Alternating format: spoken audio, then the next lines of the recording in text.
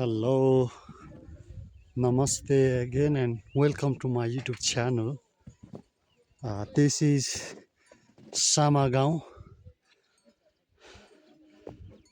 So we can see full of snow.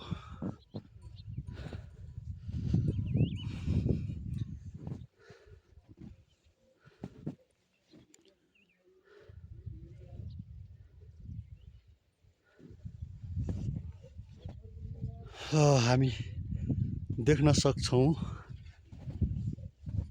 गाउँ पुरै हिउँले ढाकेको छ र हिजो दिउँसोदेखि लगातार राति पनि लगातार परेको हिउँले अहिले गाउँ पुरै ढाकेको छ र हामी लार्के पासको लागि यहाँ अस्ति सामागाउँ आइपुगेको र आज साम्दो जाँदै र अहिले हामी खाजा खाएर अब साम्दो जानको लागि तयारी हुँदैछौँ र यो यस्तो मौसममा हामी कसरी जाने भनेर हामी प्लान गर्दैछौँ र यदि तपाईँहरू कोही आउँदै हुनुहुन्छ या यो ठाउँमा आउने प्लानमा हुनुहुन्छ भने तपाईँहरूले पक्कै पनि आफूलाई फुल तयारीका साथ आउनुहोला। यहाँ आउनका लागि तपाईँहरूलाई एकदमै राम्रो ट्रेकिङ गियर्सको आवश्यकता पर्दछ। तपाईँहरूले देखिरहनु भएको छ पुरै हिउँ यसरी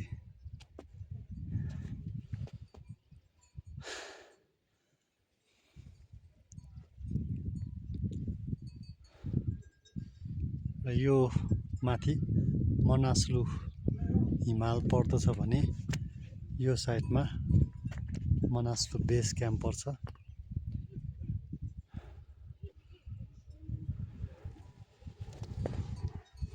र छतबाट हिउँ झर्ने क्रम जारी छ र हामी तल देख्न सक्छौँ यति धेरै हिउँ यसरी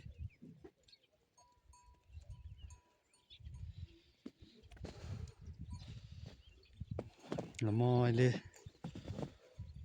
घरको छतमाथिबाट यो भिडियो बनाउँदैछु र देख्न सक्नुहुन्छ तल बाटोमा खच्चरहरू बसिरहेको छ।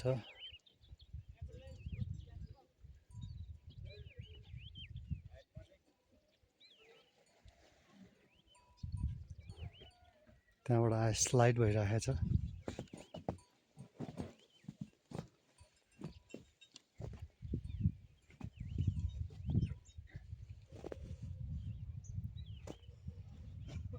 विश्वासै गर्न नसकिने तरिकाले हिउँ परेर एकदमै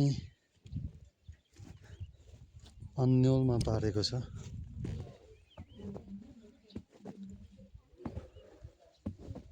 ल हेर्नुहोस् माथि छतमाथि लगभग यो 1 फिट जति माथि यसरी जम्मा भएको छ र यो क्रेट यसरी चेयरहरू र ड्रम यो कपडा सुकाउने डोरीमा पनि यसरी बसेको छ। ल हेर्नुहोस् वरिपरि सबै रुखमा पनि बसेको छ हिउँ।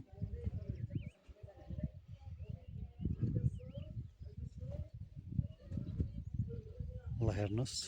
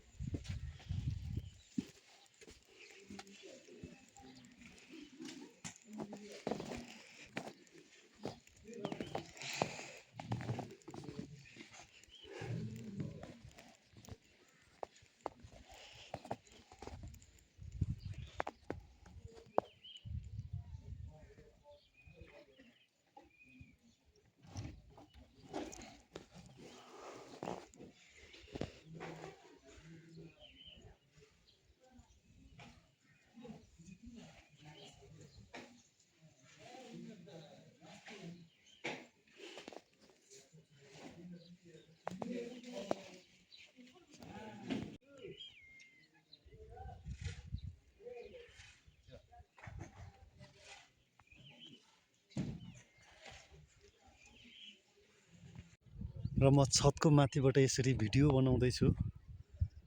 एकदमै चिसो छ।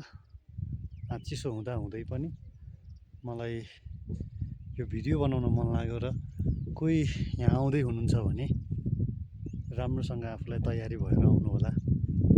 र राम्रो तयारी भएन भने यहाँ जे पनि हुनसक्छ र यस्तो अवस्थामा यहाँ उद्धार पनि हुने सम्भावना धेरै कम छ र केही गरिकन घटना भयो भने हेलिकप्टरबाट उद्धार हुन सक्ने सम्भावना एकदमै न्यून छ। त्यस कारणले यता आउँदाखेरिमा तपाईँहरू एक्लै आउने काम नगर्नुहोस्, सकेसम्म साथीसँग आउनुहोस्।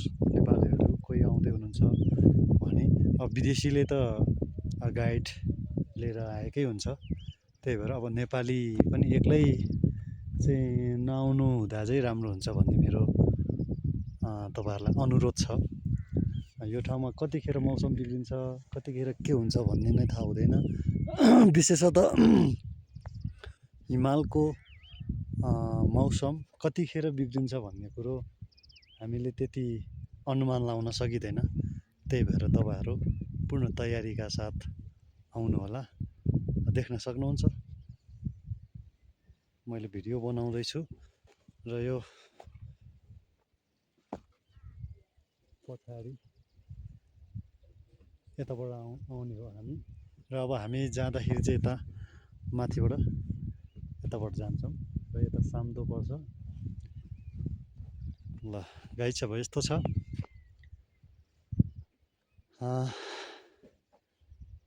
यहाँहरूले मेरो भिडियो हेर्नुहुनेछ र साथसाथै मलाई सपोर्ट पनि गर्नुहुनेछ। र यदि भिडियो मन परेमा तपाईँहरूले सब्सक्राइब, लाइक, सेयर, कमेन्ट गर्न नभुल्नुहोला भन्दै आजलाई बिदा हुन्छु। धन्यवाद, नमस्कार।